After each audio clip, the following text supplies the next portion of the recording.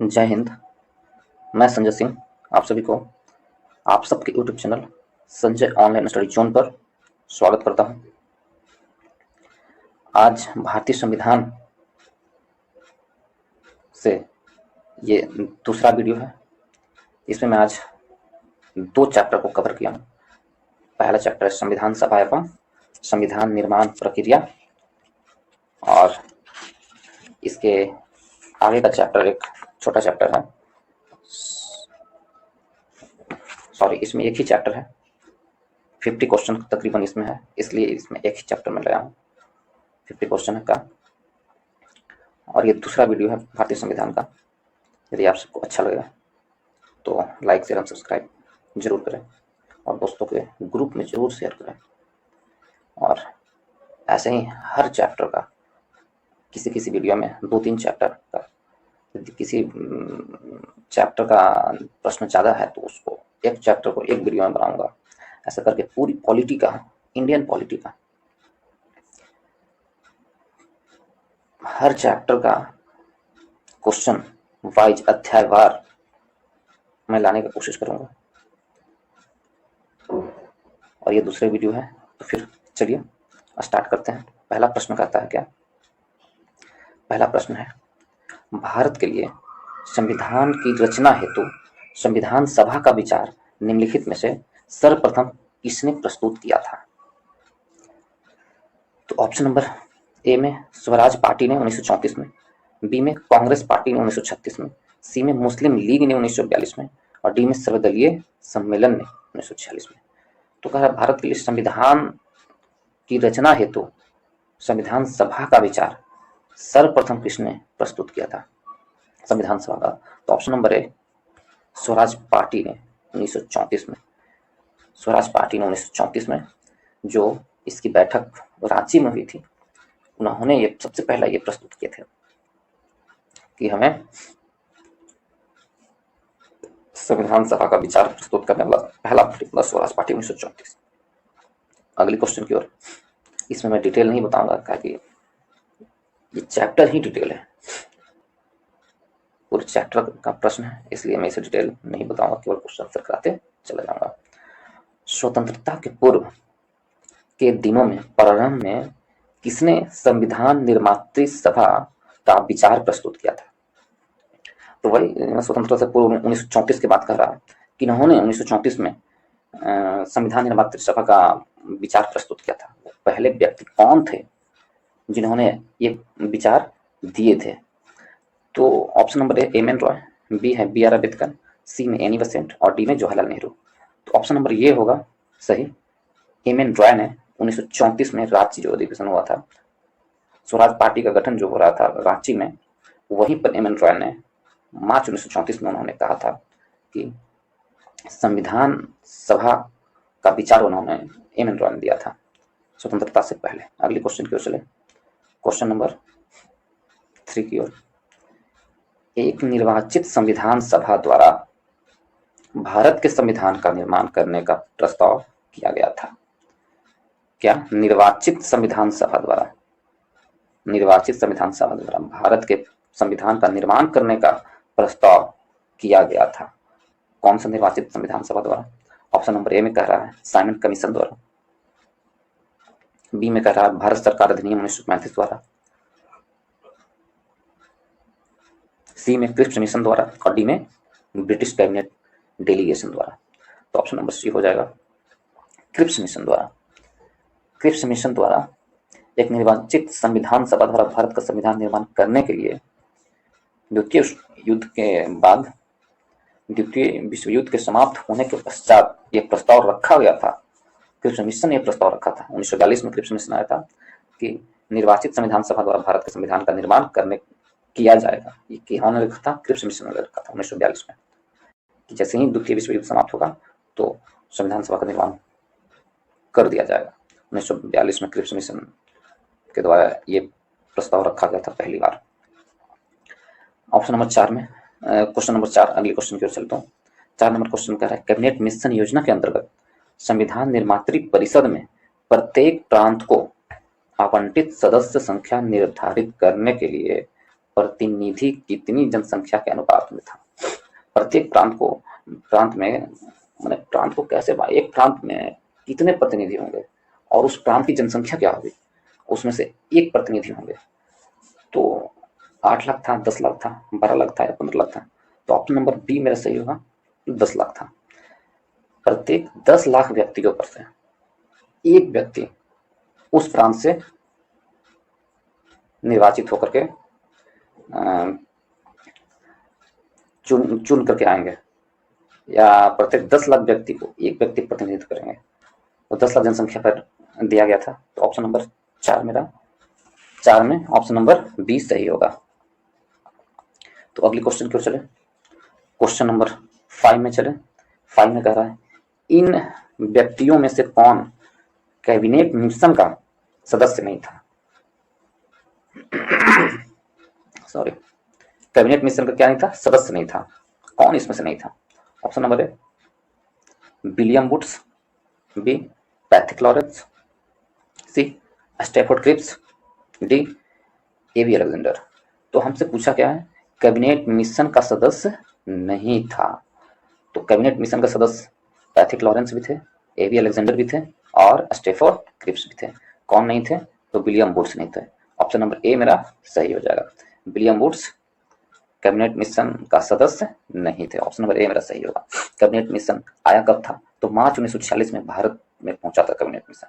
इस मिशन के सदस्यों में स्टैफोर्ड क्रिप्स जो अध्यक्ष थे, बोर्ड ऑफ ट्रेड के अध्यक्ष थे, पैट्रिक लॉरेंस भारत के सचिव थे एवं एबी अलेक्जेंडर नौसेना मंत्री थे।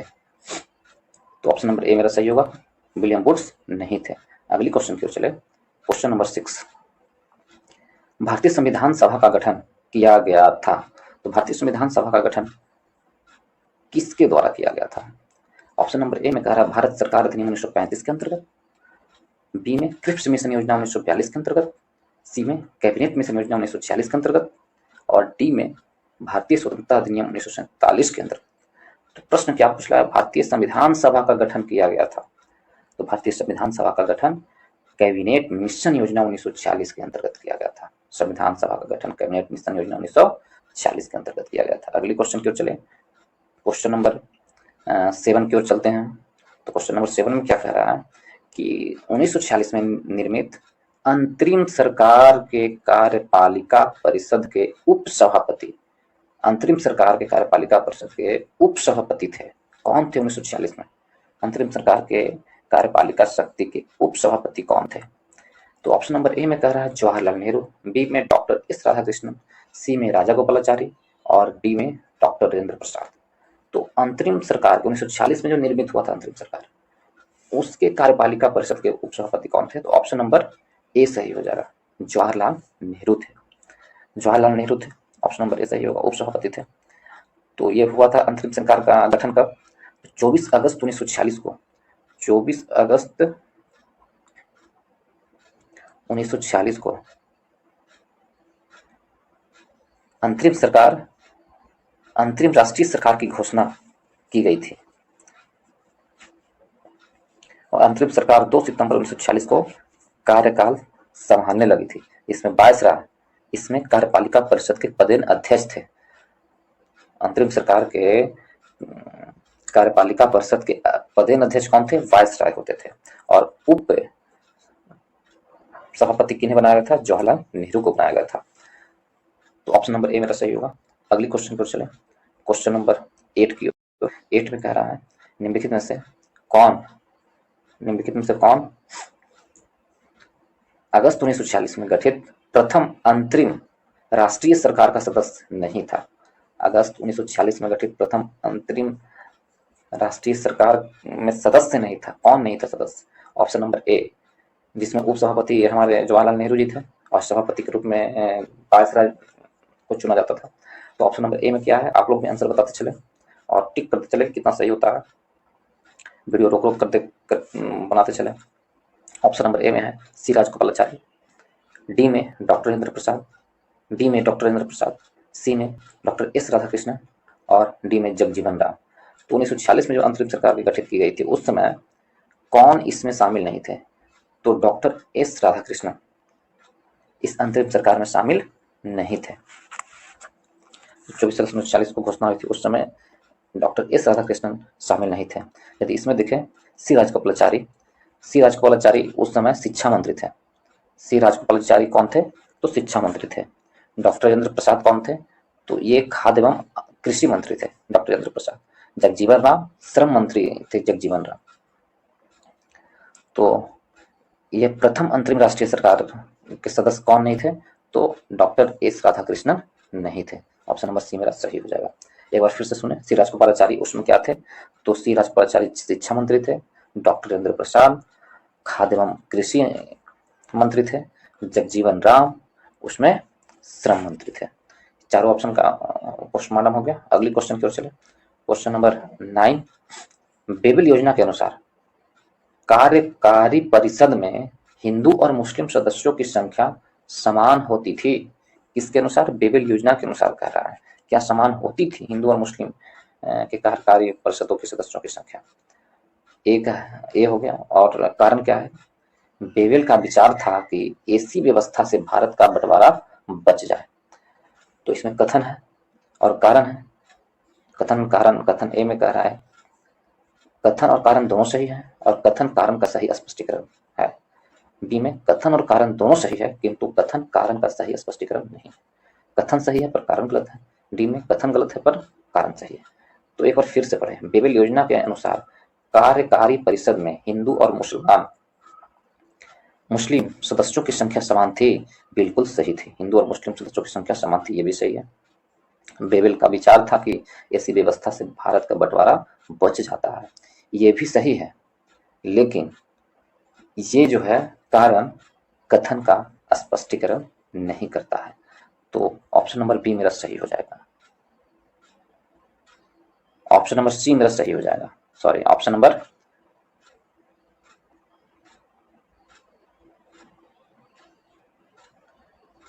सी मेरा सही हो जाएगा।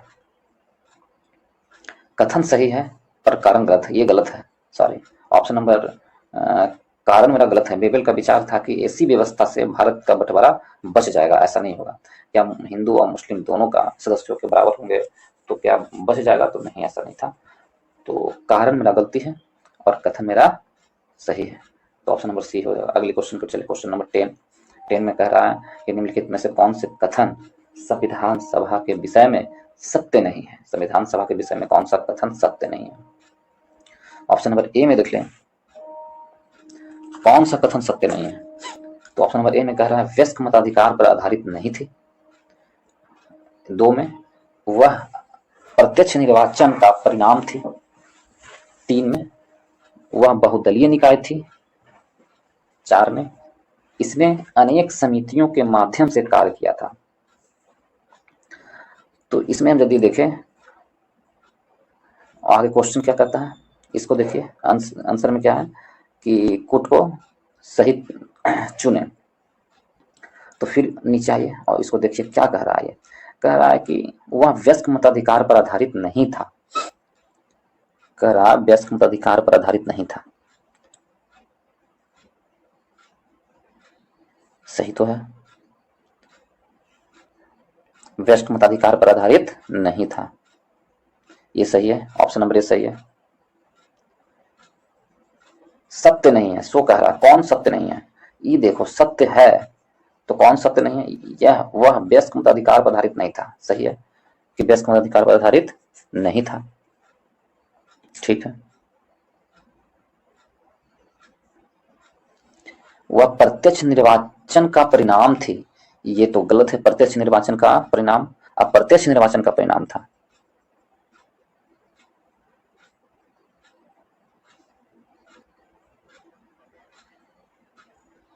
क्या था?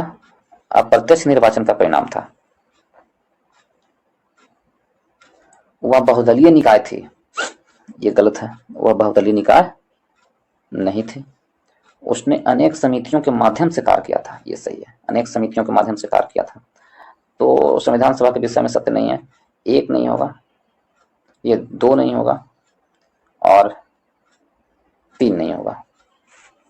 आंसर इसमें नहीं दिया है। 2 और 3 बी आंसर होगा। बी होगा।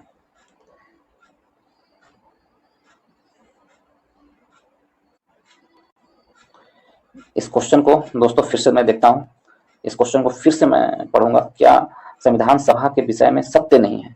कौन सा सत्य नहीं है, सही नहीं है संविधान सभा के? वह वयस्क मताधिकार पर आधारित नहीं थी, ये तो सही है, नहीं कह रहा है ना कि नहीं थी, यानी वयस्क मताधिकार पर आधारित नहीं थी, सही तो है। वयस्क मताधिकार पर थी तो गलत होता, लेकिन वयस्क मताधिकार पर नहीं थी, सही है। वह प्रत्यक्ष निर्वाचन का परिणाम थी, ये गलत है। प्रत्यक्ष नहीं, अप्रत्यक्ष निर्वाचन का परिणाम थी। 3 में कह रहा बहुदलीय निकाय थी, ये भी सही है। और 4 में कह रहा उसने अनेक समितियों के माध्यम से कार्य किया, ये भी सही है। तो ऑप्शन नंबर 2 केवल मेरा है जो सही नहीं है, संविधान सभा के बारे में सही नहीं है। यदि ऑप्शन हम मिलाते हैं, इसमें खुद को मिलाते हैं, तो ऐसा कहीं नहीं दिया हुआ है, तो ऑप्शन 2। तो इसलिए ई नंबर हमें क्वेश्चन बना लेते हैं, केवल 2, केवल 2 है जो सही नहीं है ये ऑप्शन में, तो आंसर ई हो जाएगा। अगली क्वेश्चन की ओर चले, क्वेश्चन नंबर 11 की ओर। 11 में कह रहा है भारतीय संविधान सभा के संबंध में निम्नलिखित में से कौन सा कथन सही है? यह वयस्क मताधिकार पर आधारित नहीं थे। कौन सा सही है? तो ये तो सही है, वयस्क मताधिकार पर आधारित नहीं थे। यह प्रत्यक्ष निर्वाचन का परिणाम थी, गलत है। यह बहुदलीय संरचना नहीं थी, जबकि बहुदलीय संरचना थी, ये भी गलत है। यह कई समितियों के माध्यम से कार्यरत थी, ये सही है। ये कई समितियों के माध्यम से कार्यरत थी। तो इसमें यदि कोट में सही उत्तर को चुने तो ऑप्शन ए और ऑप्शन डी मेरा सही होगा, तो ऑप्शन नंबर ए मेरा सही आंसर हो जाएगा। अगली क्वेश्चन की ओर चले, क्वेश्चन नंबर 12 कहा निम्नलिखित में से संविधान सभा के बारे में गलत कथन कौन सा है?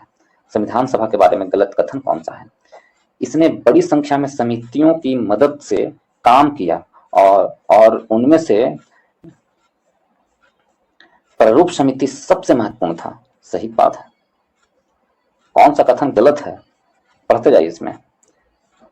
फिर कह रहा है क्या कि अल्पसंख्यक समुदाय जैसे ईसाई, एंग्लो इंडियन और पारसियों को सभी में पर्याप्त प्रतिनिधि दिया गया, ये भी सही है। ऑप्शन नंबर डी को देखें, इसकी चुनाव प्रक्रिया 1935 के अधिनियम के 6वीं अनुसूची पर आधारित थी। कर संपत्ति और शैक्षणिक योग्यता के कारण मताधिकार सीमित था, तो ऑप्शन नंबर डी भी सही है। ऑप्शन नंबर डी भी सही है, तो ए सही हो गया, बी सही हो गया, डी सही हो गया, तो गलत कौन है? ऑप्शन नंबर सी गलत है। तो मेरा आंसर क्या होगा? ऑप्शन नंबर सी गलत है। इसका निर्वाचन सार्वभौमिक वयस्क मताधिकार पर आधारित था, ऐसा नहीं था, वयस्क मताधिकार पर आधारित नहीं था, ये अप्रत्यक्ष मताधिकार थे, इसलिए ऑप्शन नंबर सी मेरा गलत हो जाएगा। तो ऑप्शन सी मेरा सही है, इस प्रश्न के अनुसार ऑप्शन सी मेरा सही होगा। अगली क्वेश्चन को चले, क्वेश्चन नंबर 13, भारत के संविधान सभा का प्रारूप तैयार करने वाले संविधान सभा के सदस्य को किसने चुना था? भारत के संविधान सभा का प्रारूप तैयार करने वाली संविधान सभा के सदस्यों को किसने चुना था? ऑप्शन नंबर ए में ब्रिटिश संसद द्वारा नामित किया गया था, बी में गवर्नर जनरल द्वारा नामित किया गया था, सी में विभिन्न प्रांतों के विधानसभा द्वारा चुना गया था, डी में भारतीय राष्ट्रीय कांग्रेस और मुस्लिम लीग के द्वारा चुना गया था। तो ऑप्शन नंबर सी, विभिन्न प्रांतों के संविधान सभा द्वारा चुना गया था संविधान सभा के सदस्यों को। तो अगली क्वेश्चन की ओर चले, क्वेश्चन नंबर 13। क्वेश्चन नंबर 13 में कह रहा है भारतीय इतिहास के संदर्भ में प्रांतों से संविधान सभा के सदस्य, प्रांतों से, फिर वही क्वेश्चन है, प्रांतों से संविधान सभा का सदस्य प्रांतीय संविधान सभा द्वारा निर्वाचित किया गया था। ऑप्शन नंबर सी मेरा फिर सही होगा। अगली क्वेश्चन की ओर चले, क्वेश्चन नंबर 15, संविधान सभा में सदस्यों का चुनाव कैसे हुआ था? फिर वही क्वेश्चन रिपीट कर दिया गया, बहुत बार ये क्वेश्चन पूछा गया है, यूपी पीसीएस में पूछा गया है, इससे पहले आईएएस में पूछा गया था प्रश्न 2002 में, 2013 में, फिर उसके बाद 1993 में पूछा गया यूपी पीसीएस में। ये क्वेश्चन बहुत बड़ा है, इसलिए इसको रिपीट कर दिया गया है। तो ऑप्शन नंबर डी मेरा सही होगा, प्रांतीय सभाओं द्वारा किया गया था, संविधान सभा के सदस्यों का चुनाव प्रांतीय सभाओं द्वारा किया गया था। अगली क्वेश्चन क्वेश्चन क्वेश्चन नंबर 16 में, 16 का संविधान सभा के चुने हुए अस्थायी अध्यक्ष कौन थे? तो संविधान सभा के चुने हुए अस्थायी अध्यक्ष कौन थे, ये देखिए। तो संविधान सभा द्वारा चुने गए अस्थायी अध्यक्ष, ऑप्शन नंबर ए में बी.आर. अम्बेडकर, बी में डॉक्टर सच्चिदानंद सिन्हा, सी में डॉक्टर राजेंद्र प्रसाद और बी में एस. राधाकृष्णन। संविधान सभा के चुने गए अस्थायी अध्यक्ष डॉक्टर राजेंद्र प्रसाद थे। डॉक्टर राजेंद्र प्रसाद थे। 9 दिसंबर 1946 में संविधान सभा की प्रथम बैठक हुई, जिसकी अध्यक्षता डॉक्टर सच्चिदानंद सिन्हा ने अस्थायी रूप से किए थे। परंतु 11 दिसंबर 1946 को संविधान सभा की जो द्वारा बैठक हुई, दूसरी बैठक हुई, उसमें डॉक्टर राजेंद्र प्रसाद को अस्थायी रूप से संविधान सभा के अध्यक्ष चुन लिया गया। तो ऑप्शन नंबर सी मेरा सही होगा। अगले क्वेश्चन की ओर चले, क्वेश्चन नंबर 17। क्वेश्चन नंबर 17 में कह रहा है संविधान सभा के प्रथम बैठक की अध्यक्षता किसने किया था। वही क्वेश्चन अभी उसके बारे में बता चुका हूं। संविधान सभा की प्रथम बैठक की अध्यक्षता ऑप्शन नंबर ए में डॉक्टर राजेंद्र प्रसाद, बी में भीमराव अम्बेडकर, सी में डॉक्टर सच्चिदानंद सिन्हा या डी में मौलाना अबुल कलाम आजाद। तो प्रथम बैठक की अध्यक्षता जो 9 दिसंबर 1946 में हुआ था, उसकी अध्यक्षता डॉक्टर सच्चिदानंद सिन्हा ने किया था, अस्थायी अध्यक्ष के रूप में। तो ऑप्शन नंबर सी मेरा सही होगा। अगली क्वेश्चन की ओर चले, क्वेश्चन नंबर 18 की ओर। 18 में कहा भारतीय संविधान सभा के उद्घाटन अधिवेशन की अध्यक्षता की गई थी, वही चीज है। तो ऑप्शन नंबर 20 मेरा सही होगा। ऑप्शन नंबर बी मेरा सही होगा। डॉक्टर सच्चिदानंद सिन्हा उद्घाटन सभा के 9 दिसंबर 1946 में जो पहली बैठक हुई थी, उसकी अध्यक्षता की थी डॉक्टर सच्चिदानंद सिन्हा ने। तो ऑप्शन नंबर बी मेरा सही होगा। अगली क्वेश्चन की ओर चले। अगली क्वेश्चन नंबर 19 की ओर। 19 कह रहा है भारत की संविधान निर्मात्री सभा के अध्यक्ष कौन थे। भारत के संविधान निर्मात्री सभा के अध्यक्ष डॉक्टर राजेंद्र प्रसाद थे, बी आर अम्बेडकर थे, श्री अय्यर थे या पंडित जवाहरलाल नेहरू थे। तो इसमें आप बता सकते हैं, ऑप्शन लगाइए। Option number A doctor Rajendra Prasad संविधान निर्मात्री सभा के अध्यक्ष बने थे 11 दिसंबर 1946 को, जब दूसरी बैठक हुई थी, तो उसमें उनको अस्थायी रूप से चुन लिया गया था अध्यक्ष के रूप में। अगली क्वेश्चन पर चले, क्वेश्चन नंबर 20। स्वतंत्र भारत के संविधान सभा के अध्यक्ष कौन थे। अब ये प्रश्न है, स्वतंत्र भारत के संविधान सभा के अध्यक्ष कौन थे। तो डॉक्टर भीमराव अम्बेडकर थे, बी में डॉक्टर राजेंद्र प्रसाद थे, सी में राजगोपालाचारी थे और डी में के मुंशी थे। क्वेश्चन घुमा कर पूछा गया और एमपीपीसीएस में 2016 में पूछा गया। तो इसका भी आंसर क्या होगा, ऑप्शन नंबर बी होगा। डॉक्टर राजेंद्र प्रसाद स्वतंत्र भारत के संविधान सभा के अध्यक्ष थे। जब भारत स्वतंत्र हुई थी, उस समय भी डॉक्टर राजेंद्र प्रसाद ही इसके अध्यक्ष थे। अगली क्वेश्चन क्यों चले, क्वेश्चन नंबर 21।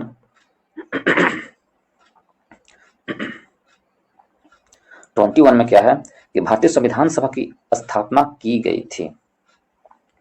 भारतीय संविधान सभा की स्थापना कब की गई थी, तो यानी कि पहली बैठक के बारे में पूछ रहा है। भारतीय संविधान सभा की पहली बैठक कब हुई थी। ऑप्शन में देखिए आप, ऑप्शन ए में कह रहा है 10 जून 1946 में, बी में 9 दिसंबर 1946 में, सी में 26 नवंबर 1949 को और डी में 26 दिसंबर 1949 को। तो अभी हमने बताया है कि ऑप्शन नंबर बी मेरा सही होगा। 9 दिसंबर 1946 को संविधान सभा की पहली बैठक हुई थी, दूसरी बैठक 2 दिन बाद 11 दिसंबर 1946 को और फिर तीसरी बैठक 13 दिसंबर को हुई थी और इस तरह सिलसिला जारी रहा। अगली क्वेश्चन की ओर चले, क्वेश्चन नंबर 22 की ओर चले। 22 में कहा संविधान सभा का गठन कब हुआ था। फिर वही चीज, संविधान सभा का गठन कब हुआ था।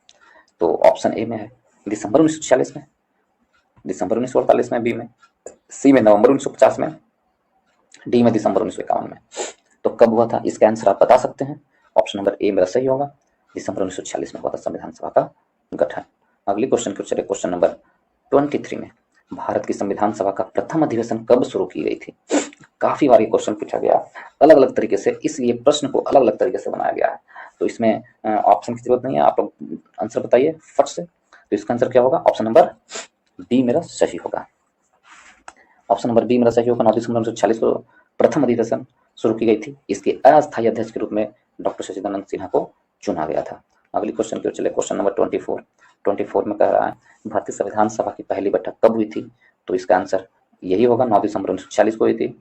फिर अगली क्वेश्चन की ओर चले, क्वेश्चन नंबर 25 में चले। तो 25 में क्या कह रहा है, भारत को एक संविधान देने का प्रस्ताव संविधान सभा द्वारा पारित किया गया था। ये प्रश्न यहाँ से चेंज है, कह रहा है भारत को संविधान देने का प्रस्ताव संविधान सभा द्वारा पारित किया गया था। ये प्रस्ताव तब पारित किया गया था कि भारत को एक संविधान अब दिया जा सके। तो यह प्रस्ताव ऑप्शन नंबर ए में कह रहा है 22 जनवरी 1946 में, बी में 22 जनवरी 1947 में, सी में 20 फरवरी 1947 में, डी में 26 जुलाई 1946 में। तो इसका आंसर बताइए आप लोग। 25 नंबर का, एक संविधान सभा देने का प्रस्ताव संविधान सभा द्वारा कब पारित किया गया था। तो यह प्रस्ताव पारित किया गया था दिया गया था नहीं, उस समय पारित किया गया था कि भारत को एक संविधान अब दिया जाएगा। तो 22 जनवरी 1947 को यह प्रस्ताव पारित किया गया था, जो प्रस्ताव के रूप में पारित किया गया था। तीसरा था, चौथा बैठक था जो जवाहरलाल नेहरू ने प्रस्तावना को प्रस्तुत किया था, उन्होंने उद्देशिका जिसे हम लोग कहते हैं। तो 22 जनवरी 1947 को उन्होंने ये प्रस्तावना को पेश किया था जवाहरलाल नेहरू ने। तो ऑप्शन नंबर बी मेरा सही होगा। ये क्वेश्चन को पूछने का तरीका घुमा कर है, यदि यही डायरेक्ट पूछता तो ये क्वेश्चन हल्का होगा, लेकिन कह रहा कि प्रस्ताव संविधान सभा द्वारा पारित किया गया था। क्या प्रस्ताव पारित किया गया जिससे उद्देशिका कहते हैं, तो 22 जनवरी 1947 को पारित किया गया था। अगली क्वेश्चन की ओर चले, क्वेश्चन नंबर 26 में, संविधान सभा के सम्मुख संविधान की प्रस्तावना या प्रस्तावना का प्रस्ताव किसने रखा था? जो वही 22 जनवरी 1947 को जो रखा था प्रस्तावना का जो प्रस्ताव रखा था वो किन्होंने रखा था? ए में है जवाहरलाल नेहरू, बी में बी आर अम्बेडकर, सी में बी एन राव और डी में महात्मा गांधी। चार ऑप्शन में से एक ऑप्शन सही है, ढूंढ के बताइए जल्दी से। ऑप्शन आंसर कमेंट बॉक्स में लिखिए। तो आंसर इसमें मेरा क्या होगा? ऑप्शन नंबर ए, जवाहरलाल नेहरू ने 22 जनवरी 1947 को प्रस्तावना को प्रस्तुत करने का प्रस्ताव रखा था। अगली क्वेश्चन की ओर चले,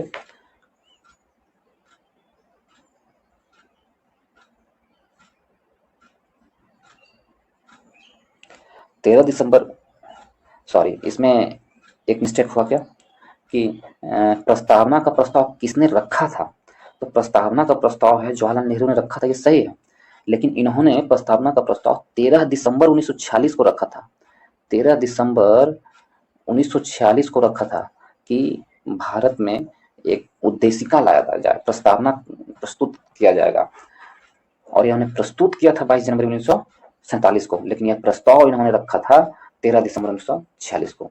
तो ऑप्शन नंबर ए मेरा सही होगा। जवाहरलाल नेहरू ने रखा था 13 दिसंबर 1946 को और प्रस्तुत किया था ये 22 जनवरी 1947 को। अगली क्वेश्चन को चले, क्वेश्चन नंबर 27 में, संविधान सभा ने उद्देश्य प्रस्ताव निम्न में से किस एक के द्वारा प्रस्तुत किया गया था? तो ऑप्शन आप देख करके आंसर बता सकते हैं।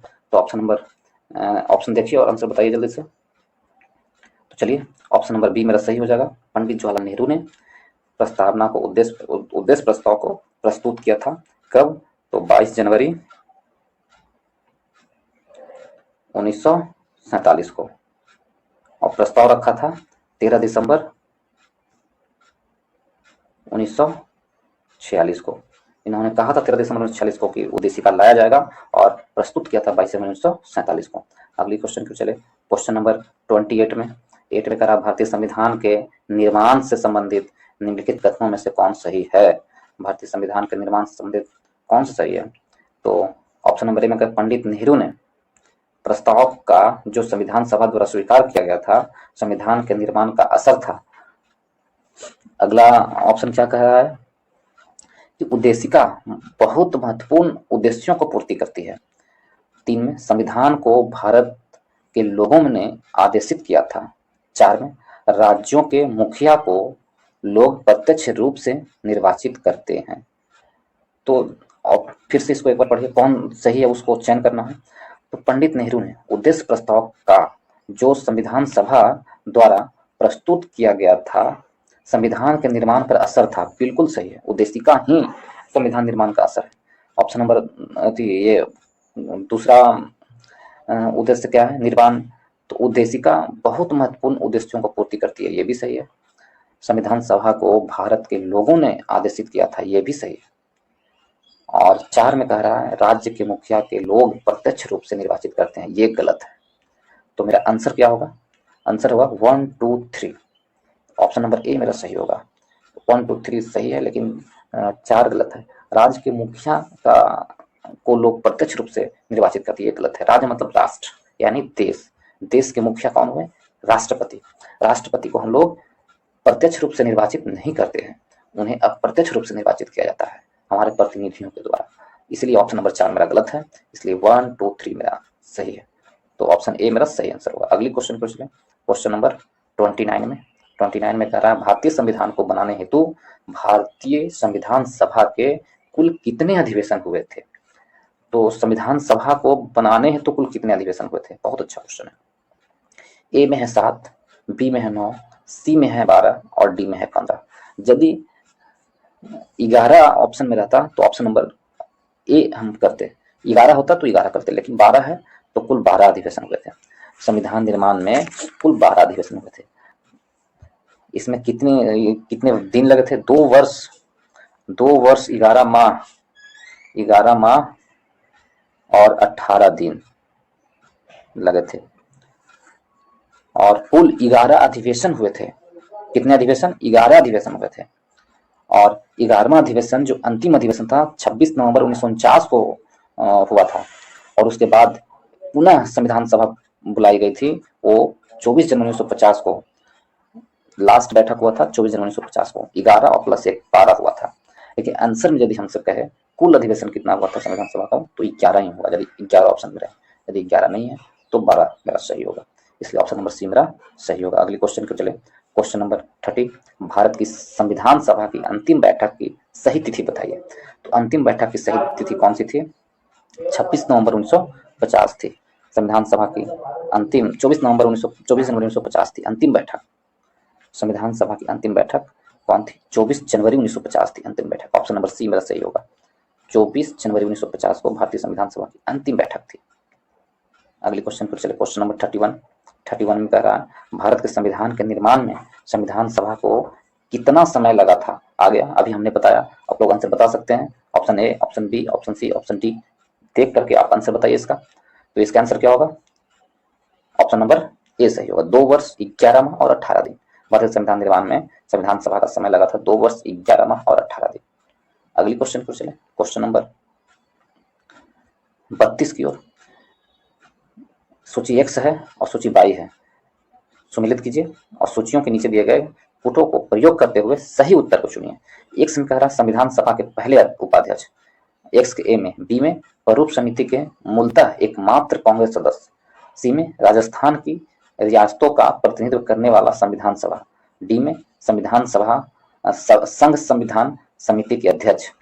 तो इसमें यदि 1 2 भी आपको याद रहेगा तो ये मिल जाता है और ये क्वेश्चन बना सकते हैं, बहुत आसान होता है ये, 1 2 केवल याद रहने पर। सूची बाई में कह रहा है बीटी कृष्णाचारी, 2 में जवाहरलाल नेहरू, 3 में के एम मुंशी और 4 में एच.सी. मुखर्जी। अब फिर से इसको पढ़िए, संविधान सभा के पहले उपाध्यक्ष कौन थे? तो संविधान सभा के पहले उपाध्यक्ष कौन थे? तो यदि हम ये देख ले संविधान सभा के पहले उपाध्यक्ष कौन थे, तो आपने पढ़ा था पहले उपाध्यक्ष कौन थे संविधान सभा के?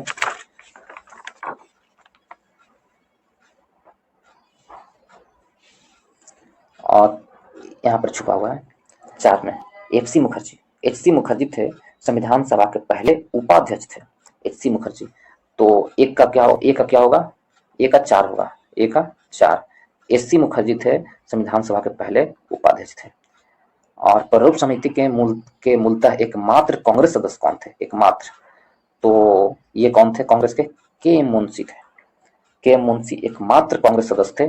तो 3 हो जाएगा इसका आंसर, 3, बी का 3। राजस्थान की रियासतों का प्रतिनिधित्व करने वाला संविधान सभा के सदस्य कौन थे? तो बीटी कृष्णाचारी थे जो राजस्थान से रियासतों से आते थे, और बाकी बचा एक। संघ संविधान समिति के अध्यक्ष कौन थे? तो ये थे जवाहरलाल नेहरू, ऑप्शन नंबर। तो मेरा आंसर क्या होगा? 4 3 1 2, कूट में मिला लीजिए आप। आगे बढ़ते हैं, कूट में क्या है? 4 3 1 2, ऑप्शन नंबर बी मेरा सही होगा। 4 3 1 2, ऑप्शन नंबर बी मेरा सही होगा। अगले क्वेश्चन पर चले, क्वेश्चन नंबर 33। भारतीय संविधान के निर्माण के समय संवैधानिक सलाहकार कौन थे? संवैधानिक सलाहकार कौन थे जब संविधान निर्माण हो रहा था उस समय? संवैधानिक सलाहकार कौन थे? तो ऑप्शन नंबर देख लें, ए में अंबेडकर जी, बी में डॉक्टर राजेंद्र प्रसाद जी, सी में बी एन राव जी और डी में के एम मुंशी। तो ऑप्शन नंबर सी मेरा सही होगा। बी एन रॉय जो थे संविधान निर्माण सभा का संवैधानिक सलाहकार थे। बहुत बार ये प्रश्न पूछा गया दोस्तों। अगली क्वेश्चन को चलिए, क्वेश्चन नंबर 34 को। भारतीय संविधान का प्रथम प्रारूप तैयार किया गया था। तो प्रथम प्रारूप किसके द्वारा तैयार किया गया भारतीय संविधान को? तो प्रथम प्रारूप ऑप्शन नंबर ए में कह रहा है भीमराव अम्बेडकर के द्वारा, बी में कह रहा है बी एन रॉय के द्वारा, सी में कह रहा है के संथानम के द्वारा और डी में कह रहा है के मुंशी के द्वारा। तो प्रथम किसके द्वारा तैयार किया गया था? तो option number B, B N Roy, इनका पूरा नाम बेनेगल नरसिंह रॉय के द्वारा प्रथम प्रारूप तैयार किया गया था संविधान सभा का। जो संवैधानिक सलाहकार थे बेनेगल नरसिंह राव, उन्होंने प्रथम प्रारूप तैयार किया था। उनके प्रथम प्रारूप में कितने अनुच्छेद थे? 243 अनुच्छेद थे। BN राव के प्रथम प्रारूप में अनुच्छेद आर्टिकल कितना थे? 243 थे। और अनुसूची कितना थे? अनुसूची थे 13 अनुसूची थे जब इन्होंने प्रथम प्रारूप तैयार किया था, फिर उसे संशोधन करके बनाया गया था आगे। तो अगली क्वेश्चन की चले, क्वेश्चन नंबर 35 की ओर। संविधान सभा में भारतीय संविधान का तृतीय वाचन कब प्रारंभ हुआ था? तृतीय वाचन कब प्रारंभ हुआ था? तो इसमें 35 में देखें तो ऑप्शन ए में करा 14 नवंबर 1949 को, बी में 14 नवंबर 1948 को, 25 नवंबर 1948 को और डी में 25 नवंबर 1949 को। तो यदि हम ये क्वेश्चन देखें तो ये गलत है, इसमें ऑप्शन ही गलत है। तृतीय वाचन 17 नवंबर 1946 को हुआ था, 17 नवंबर 1949 को हुआ तृतीय वाचन। इसमें ऑप्शन एक भी सही नहीं है। भारतीय संविधान का तृतीय वाचन 17 नवंबर 1949 को हुआ था, तृतीय वाचन। ठीक है, जो प्रारंभ हुआ था कब? 17 नवंबर 1949 को प्रारंभ हुआ था और 26 नवंबर 1949 तक चला था तृतीय वाचन। संविधान सभा का तृतीय वाचन 17 नवंबर 1949 से स्टार्ट होकर के 26 नवंबर 1949 तक चला था। ठीक है, तो ऑप्शन नंबर इसमें कोई नहीं है। अगली क्वेश्चन की ओर चलिए, क्वेश्चन नंबर 36 में भारत का संविधान पूर्ण रूप से तैयार हुआ था। पूर्ण रूप से पूछ रहा है, भारत का संविधान पूर्ण रूप से कब तैयार किया गया था? तो भारत का संविधान पूर्ण रूप से 26 नवंबर 1949 को तैयार किया गया था। भारत का संविधान पूर्ण रूप से 26 नवंबर 1949 को तैयार किया गया था। उसमें 26 नवंबर 1949 को भारत के संविधान का अंगीकृत किया गया था, आत्मसमर्पित किया गया था, अधिनियमित किया गया था लोगों के लिए। तैयार होने का तिथि क्या है? संविधान अपनाने में उनके पूर्ण होने का, पारित होने का अंतिम रूप से तारीख कितना है? 26 नवंबर 1949 है। ठीक है, अगली क्वेश्चन की ओर चले, क्वेश्चन नंबर 37 की ओर। क्वेश्चन नंबर 37 में है, भारतीय संविधान को संविधान सभा द्वारा अंगीकृत किया गया था। तो मैंने अभी जस्ट बताया है, ऑप्शन देकर आंसर बताइए फटाफट। तो मैं आंसर इसका बता देता हूँ, 37 का ऑप्शन नंबर ए सही होगा। 26 नवंबर 1949 को भारतीय संविधान को अंगीकृत किया गया था, आत्मसमर्पित किया गया था, अधिनियमित किया गया था। ऑप्शन नंबर ए सही होगा। अगली क्वेश्चन की ओर चले, क्वेश्चन नंबर 38, संविधान सभा द्वारा भारतीय संविधान को स्वीकृत किया गया था। स्वीकृत किया गया था, वही हुआ, संविधान सभा को स्वीकृत किया गया था। कब किया गया था? भारतीय संविधान सभा को स्वीकृत किया गया था, अंगीकृत किया गया था, या आत्मसमर्पित किया गया था, अधिनियमित किया गया था।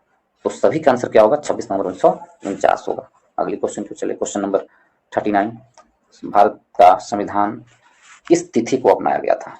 भारत का संविधान किस तिथि को अपनाया गया था? तो वही चीज अंतिम रूप से प्रस्तावना में लिखा हुआ है 26 नवंबर 1950 को। तो ऑप्शन देख लीजिए, ऑप्शन के अनुसार ऑप्शन नंबर बी मेरा सही होगा। फिर अगले क्वेश्चन की ओर चले। कई बार ये क्वेश्चन पूछा गया दोस्तों, इसलिए बार बार रिपीट हो रहा है। भारतीय संविधान कब लागू हुआ था? लागू कब हुआ था? यहाँ पर आपसे प्रश्न पूछ लिया क्या, भारतीय संविधान कब लागू हुआ था? वो तो अंगीकृत, अधिनियमित, स्वीकृत किया गया था।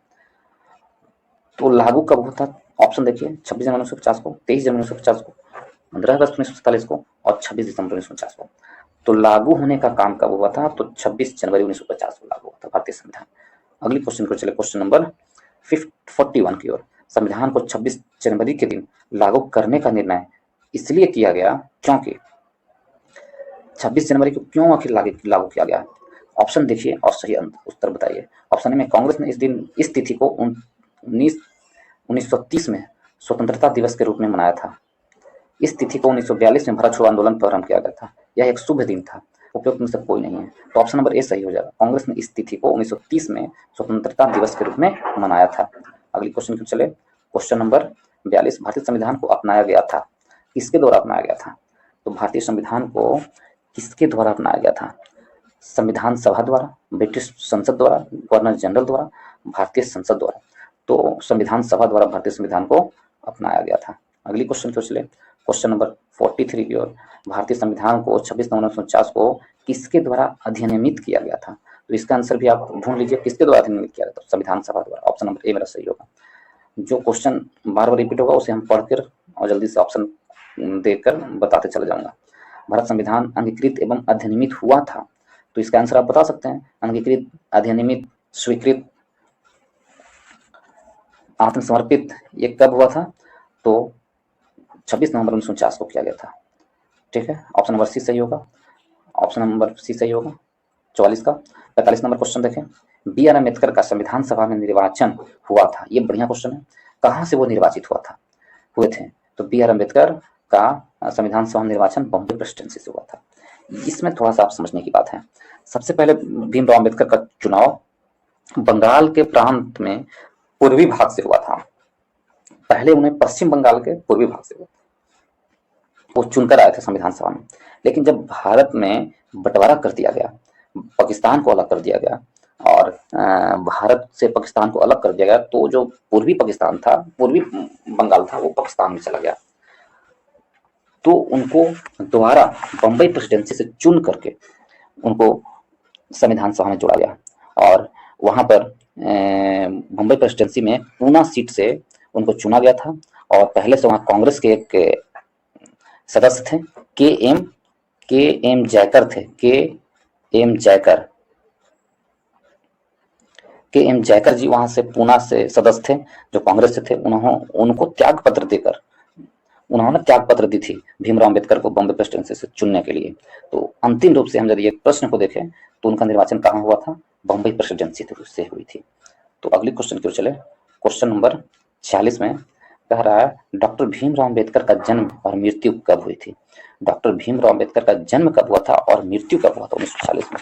ऑप्शन नंबर ए में कहता है कि उनका जन्म 1886 से 1951 में, 1891 से 1956 में, 1870 से 1961 में, 1889 से 1961 में। तो उनका जन्म कब हुआ था? तो उनका जन्म हुआ था 1891 से 1956 में। ऑप्शन नंबर बी मेरा सही होगा। 1891 से 1956 में उनका जन्म हुआ था मध्य प्रदेश के महू जिला में।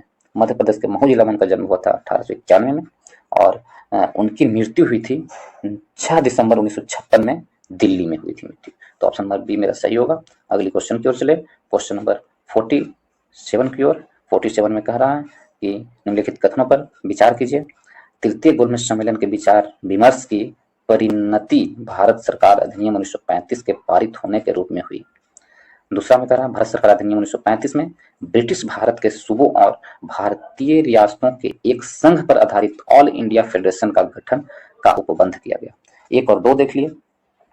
अब इसमें कौन सा कथन सही है और कौन गलत है, सोच चेक करना है कौन सा कथन सही है। तो फिर से देखिए, तृतीय गोलमेज सम्मेलन के विचार विमर्श की परिणति भारत सरकार अधिनियम 1935 पारित किया गया था, बिल्कुल सही है। तो नवंबर दिसंबर में 1932 में लंदन में आयोजित हुआ था तृतीय एवं अंतिम गोलमेज सम्मेलन। तब नवंबर दिसंबर में जो तीसरा गोलमेज सम्मेलन हुआ था, उसी के परिणति के अनुसार भारत सरकार अधिनियम 1935 को लाया गया था। तो ऑप्शन नंबर ए सही है। भारत सरकार अधिनियम 1935 में ब्रिटिश भारत के सूबों और भारतीय रियासतों के एक संघ पर आधारित ऑल इंडिया फेडरेशन के गठन का उपबंध था, ये भी सही है। तो ऑप्शन नंबर सी मेरा सही होगा। 1 और 2 दोनों सही है। अगली क्वेश्चन की ओर चले। क्वेश्चन नंबर 48 में क्या कह रहा है कि कथन ए में है, भारत का संविधान देश की आवश्यकताओं की पूर्ति करता है। ठीक है। बी में कारण क्या है, इसको एक ग्रहित संविधान कहा जाता है। तो इसमें कौन सही है और कौन गलत है? तो इसमें कह रहा है कि भारत का संविधान देश की आवश्यकताओं को पूर्ति करता है, बिल्कुल सही है। कारण है, इसको एक ग्रहित संविधान कहा जाता है, यह भी सही है। लेकिन इसकी स्पष्टीकरण ये नहीं कर रहा है आवश्यकताओं को, क्योंकि हम संविधान को बाहर से ग्रहण किए हैं इसलिए देश की आवश्यकताओं को पूर्ति करता है, नहीं। तो इसलिए कारण भी, कथन भी सही है और कारण भी सही है। तो ऑप्शन नंबर बी सही होगा। कथन और कारण दोनों सत्य है, परंतु कारण कथन का स्पष्टीकरण नहीं करता है। तो ऑप्शन नंबर बी मेरा सही होगा। अगली क्वेश्चन पर चले। क्वेश्चन नंबर 49, संविधान सभा में वयस्क मताधिकार को 15 वर्ष के लिए स्थगित करने की बात की थी। किसने स्थगित करने की बात की थी कि वयस्क मताधिकार को 15 वर्ष के लिए स्थगित कर दिया जाए? तो ऑप्शन नंबर ए में कह रहा है डॉक्टर राजेंद्र प्रसाद, बी में जवाहरलाल नेहरू, सी में मौलाना आजाद और डी में भीमराव अम्बेडकर। तो इसका आंसर क्या होगा बताइए? इसका आंसर ऑप्शन नंबर सी होगा। मौलाना आजाद जी ने थे जो उन्होंने कहा था कि बेस्ट मताधिकार को 15 वर्ष के लिए स्थगित कर दिया जाए। तो मौलाना आजाद जी ने ऐसा कहा था, ठीक है। जबकि डॉक्टर राजेंद्र प्रसाद और जवाहरलाल नेहरू ने जोरदार ढंग से इसका विरोध किया था, नहीं स्थगित नहीं किया जाए, बेस्ट मताधिकार पर ही संविधान सभा को रहने दिया जाए। अगले क्वेश्चन को चले, क्वेश्चन नंबर 50 की ओर। निम्नलिखित में से किसने सुझाव दिया था कि भारत की स्वतंत्रता के बाद भारतीय राष्ट्रीय कांग्रेस को एक राजनीतिक दल के रूप में भंग कर दिया जाना चाहिए? किन्होंने कहा था? ऑप्शन ए में सिराज पालचारी, बी में जयप्रकाश नारायण, सी में आचार्य कृपलानी और डी में महात्मा गांधी। किन्होंने कहा था? तो डी में महात्मा गांधी जी ने कहा था राजनीतिक दल के रूप में भंग कर देना चाहिए। ऑप्शन नंबर डी सही होगा, महात्मा गांधी जी ने कहा था। 51 में कहा था, क्वेश्चन 51 में, अपनी राष्ट्रवादी प्रतिक्रियाओं में भारतीय संविधान के निर्माताओं ने अल्पसंख्यकों के हितों तथा भावनाओं को महत्व को कम करके आंकना है, यह कथन है किसका है? कम करके आंका है, यह कथन किसने दिया था? तो ये भड़काऊ कथन है। ये कथन किसने कहा होगा आप समझ सकते हैं। तो यह कथन ऑप्शन नंबर इसमें चुन लीजिए। ए में है मॉरिसन जोन्स का, बी में हार्ड ग्रेवियर जूनियर का, सी में है अलेक्जेंड्रोविच का और डी में है आइवर जेनिंग्स का। तो ऑप्शन नंबर डी मेरा सही होगा, आइवर जेनिंग्स का। इन्होंने कहा था कि अपनी राष्ट्रवादी प्रतिक्रिया में भारतीय संविधान के निर्माताओं ने अल्पसंख्यकों के हितों तथा भावनाओं के महत्व को कम करके आकलन किया है। यह आइवर जेनिंग का कथन है।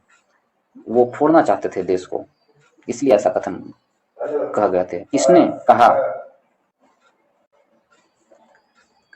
कहा था कि संविधान